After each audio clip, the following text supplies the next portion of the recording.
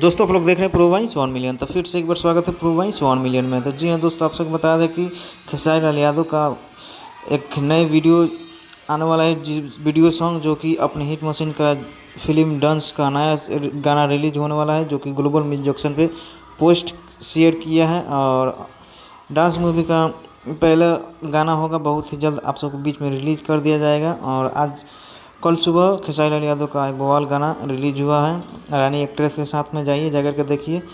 और आरडे ट्यून्स पे, जो कि काफ़ी दर्शकों ने प्यार आशीर्वाद दिया। और खजूर हुई बतिया पर डिम्पल सिंह के साथ में जो रिलीज़ किया गया था, वो 5 नंबर पर ट्रेंड कर रहा है, जो कि काफ़ी व्यू 5 मिलियन से ज़्यादा व्यू क्रॉस कर चुका है। जब तक कि जय हिंद जय भोजपुरी।